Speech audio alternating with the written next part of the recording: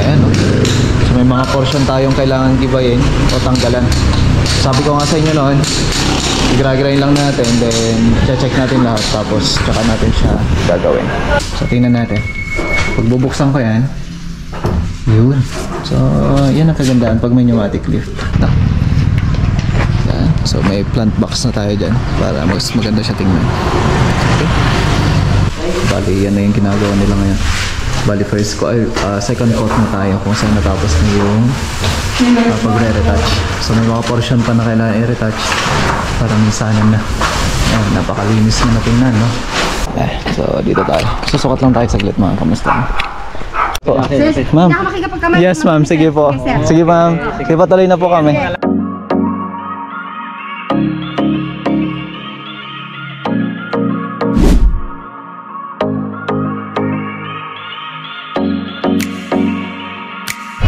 Good morning mga kamusta.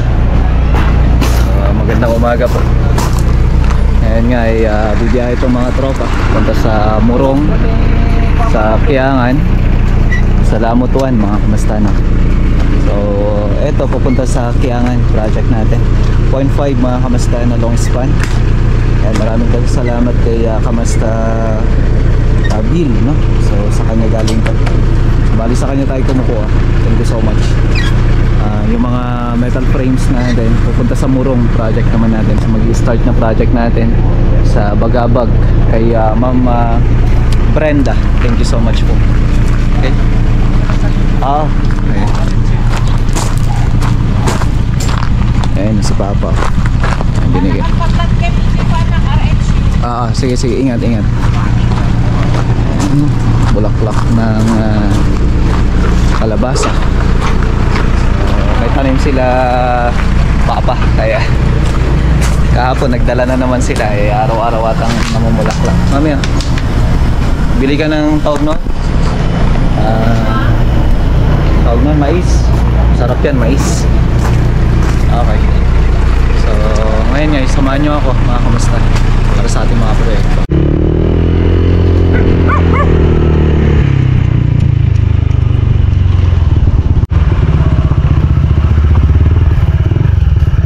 Okay, project update tayo dito sa Rojas number 4 project natin. Ayan, so tinatapos na lang nila yung para dito sa terrace. Then pasok tayo dito sa loob kung saan ayan, so retouching na lang. Then nagto first cut ay sa second cut na si Jaren. Kamusta na? Bali yan na yung ginagawa nila ngayon. Bali first ko ay second coat na tayo kung saan natapos na yung pagre-retouch. So may mga portion pa na kailangan i-retouch para minsanan na. Ayan, napakalinis na tingnan, no? So ito yung lagi ko minamaintain kung diretso siya. Yun yung lagi din natin check kung may mga cold ceiling design yung mga kisame ninyo mga kamusta. So napaka-importante niya para maganda siya tingnan at saka malinis. So toro sanding tayo ngayon at maayos lahat. Yan, okay na rin to. So ito yung niretouch natin ng isang araw. Bali okay naman na. Dito naman sa taas ganon din.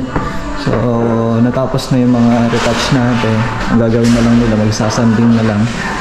Ayan, so malinis na rin. Bali final coating lang itong tayo yan. And then sa mga susunod na araw mga kamusta ay tapal na ng mga PVC boards natin o kaya PVC panel natin. Okay, so ayos na. At the rest okay naman na mga kamusta, no? Bali ang ginagawa na lang natin dito ay ito, mano-mano na lang talaga na sandingan kasi kailangan natin i-check yung mga gilid-gilid niya. And then dito ganoon din. Tapos ito yung sa may CR. Ayan, bali ito cement board yung ginamit natin dito, no? At itatalis lang naman na yan kung sakali. Tapos ito pa yung papatapalan ko na lang. Okay na. Wala din naman tapos ito mga kamusta na.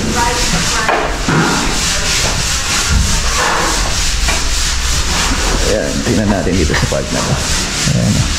So, lihan na lang lahat mga kamusta. Ito na tayo maghahabag saglit.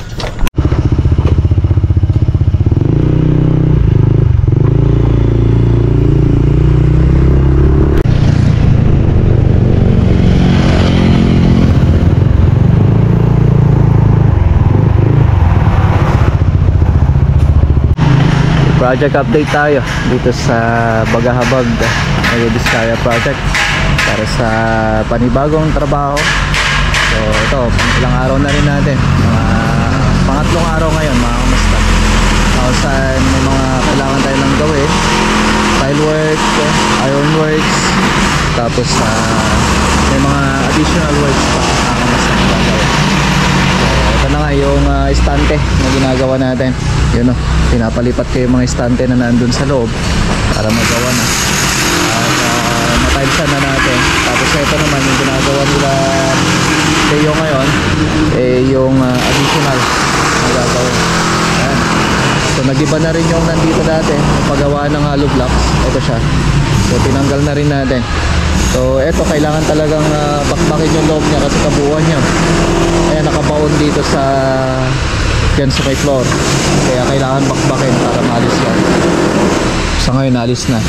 At okay na lahat mga kamusta, no? Kumbaga yung flooring lang naman niya yung natanggal. Kung saan pinag-embedan na ito.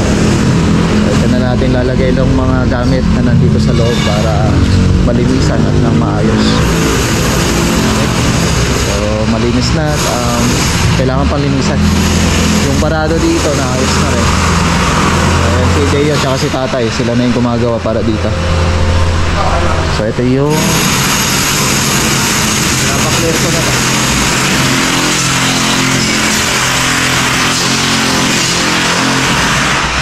So dito pinapagiba ko na rin to. Ayan, dito si Tiro. Ito yung pintuan na paglalagyan natin para sa pintuan na access papunta sa office. Kasi yung pintuan kasi noon nandun pa. Ngayon, gusto ni Madam dito may pintuan. Yan yung ginagawa namin ngayon.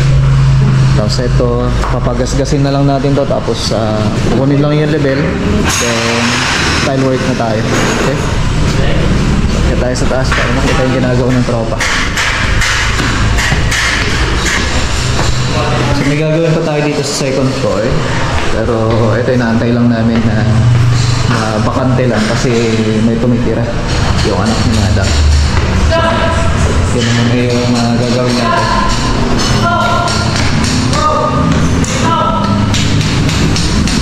Ayan, so may mga portion tayong kailangan gibayin o tanggalan. Sabi ko nga sa inyo noon, igra-grind lang natin, then check natin lahat, tapos tsaka natin siya gagawin. So ang gagawin natin ngayon, tapos yung nandito. So nagawa na yon, bali papalitan na lang natin yung tiles niya. Okay? So yun na yan, ito yung mga ginawa namin noon. Ngayon, ito na para maayos na. So buhat mo na tayo lahat. Clear nyo na, no? Clear nyo na yan.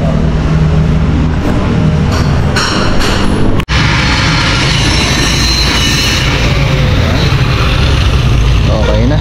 So ito kasi mga kamusta, magiging mini department store ito. Yan ang ginagawa namin, yung mga shelves na ganyan. Bali ito, hindi na kami yung gumawa na ito. Gagawa lang kami ng additional para dun sa may pinaka front nya. So yun yung ginagawa ng tropa ngayon. Pansit muna tayo.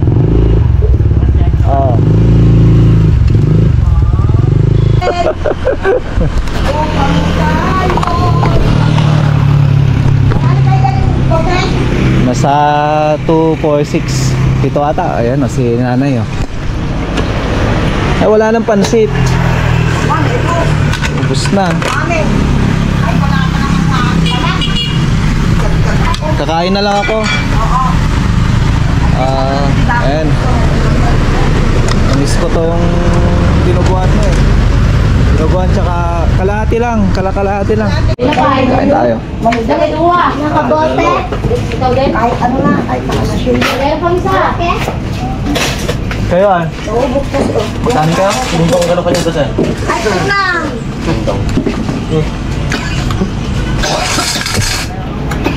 Okay, so tapos na tayong merenda. Tara. Tara.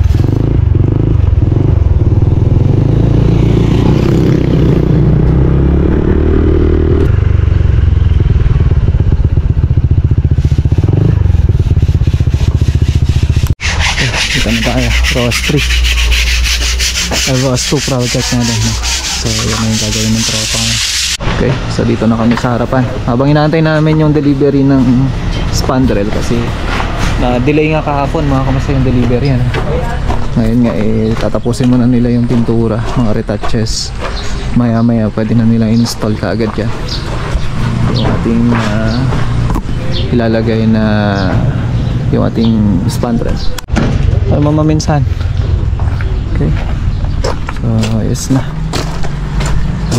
ma-install na lahat mga kamasta. Ito lang naman na yung huli kung sakali, tapos kung sakali ito magiging optional na lang to kung gusto ni madam na ipapalagyan ko ng tiles o kung ano man. No. Yan. So may plant box na tayo dyan para mas maganda siya tingnan. Okay, tapos na. Okay, so tara at punta tayo sa unang Solano project natin.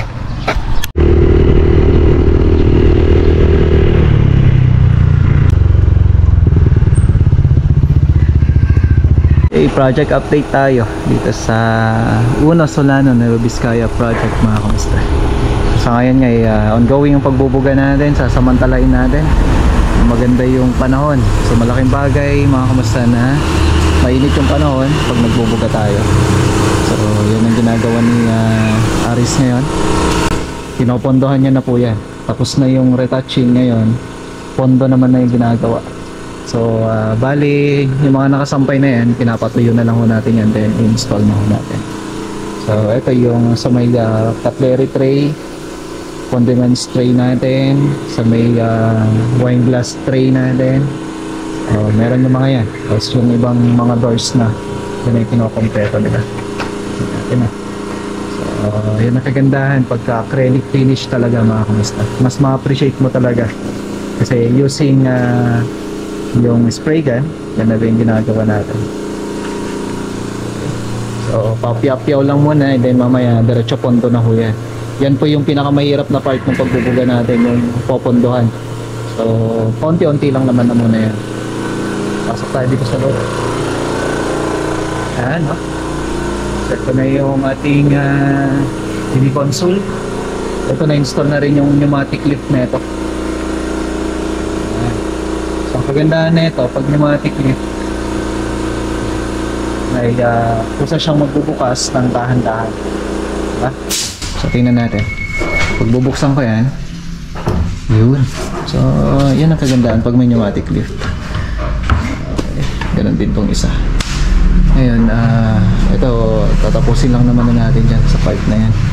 Kasi dito patapos na kami. Ngayon magta-tiles na yung tropa mamaya lang. Ito, tapos na rin to. Pinapamasilyan natin yung top nya. And then yung the rest, ayan, meron na rin tayong floating shelves dyan.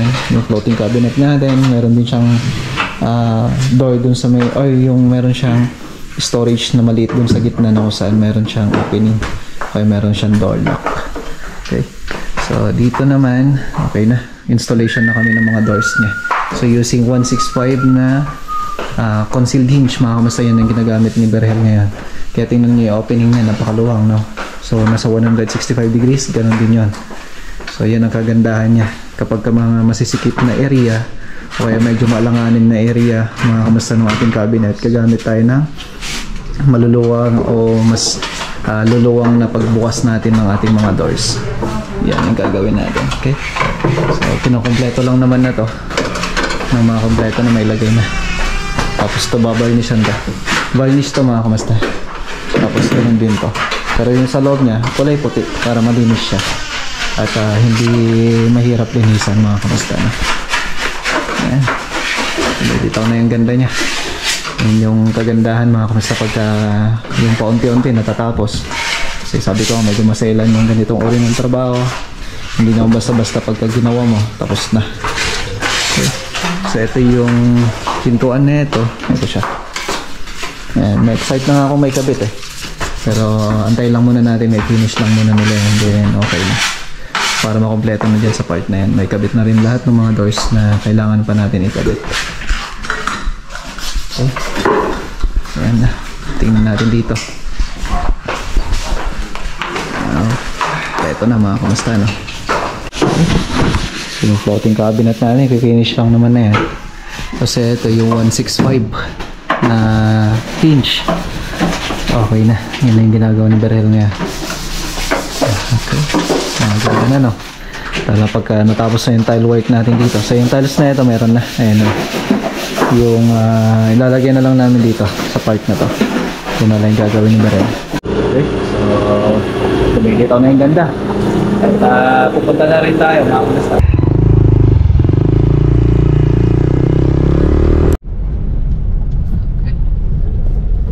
Maulan nga at pupunta tayo ngayon sa Villaverde mga kamusta. Susukat lang tayo saglit doon and then mamaya pupunta rin tayo ng Bambang. Ayan ako.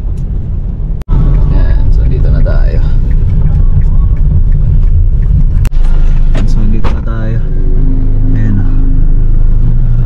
Sukatin lang natin saglit mga kamusta na. So dito tayo. Susukat lang tayo saglit mga kamusta na. So, ito yung bahay mga kamusta, ayan o. At para lang hindi mo na may palabas mga kamusta kasi syempre napag-usapan na namin ni client na wag mo na sa ngayon. Kasi may mga alam na baka mamaya magkaroon ng problema bago tayo mag-start. So, sa ngayon mga kamusta, gagawin ko lang yung quotation and then proceed tayo dito. Yan. Dito ako lumaki mga kamusta, no? Villaverde. So abangan yan. Halos lahat ng mga nandito ngayon kamag-anak ko. Kaya tara. Diretso tayo sa Bambang mga kamusta. Bukas na pupunta ng Murong.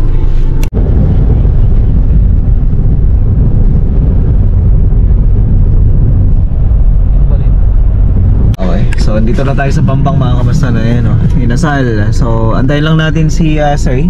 So, pero si Sir Oli, naantay pa natin kasi hindi ko makontak yung binigay niya number. So, pero may isa pa naman tayo titingnan na project dito, no? Ayan, no? So, ito yung bahay ni Sir. Dito na tayo magpapark. Ayan, so ito yung bahay ni Sir Oily. Si Sir Oily, oh. Mrs. ko. Ito. Ayan, ito yung ano. Pasok tayo. Tingnan ko lang naman, meron naman yung sukat. Oo. Ayan, ano na. Ito yung likod. Yung sir, kinikilit na yun. Nagpatay nga rin. Nakatutok sir sa ano, floor na. Parang alang-alang talaga. Followers ko yung ano niya yan, sir. Nakasubaybay. Kaya nga po. Gabi siya, sir, talaga, promise, sir. Nagkukwento nga po si Sir kanina eh, talaga. Lagi siyang nakapalo yan. Idol ko eh. Sabi yan, kaya mo lahat. Sige ka po. Oo po. Naraman niya po kasi Marami kasi tapos mga may bata. mga aso tapos. Ano ito yung sila eh. Ayun. Marami yata ng Parang sapola. counter din siya. Okay na lang. Ewan ko. Kaya ang isang problem. Oo, yan. Yan talaga.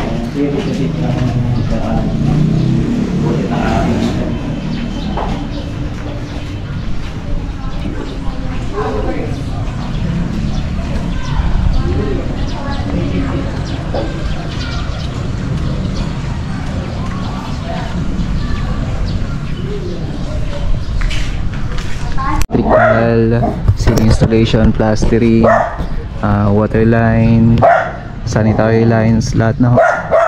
Para dun sa may tiles, lahat na po siya. So abangan nyo to mga kamusta, no? Sakali. At yan, laki pasasalamat ko kay Sir Oli sa tiwala. At talagang sabi niya matagal na kitang inaabangan. At eto nga po, pumunta na tayo ngayon dito para mabigyan ko siya ng quotation. Kasi yung floor plan nito nasa akin na. Sinadya pa tayo kanina sa bahay. Tapos nandito na ngayon tayo sa Bambang. Ayan si Sir Oily. Ayan. Kasi Sir Oily. Tsaka si Madam. Okay. So abangan nyo to mga kamusta, no? At ayan, papakita ko sa inyo kung sakali.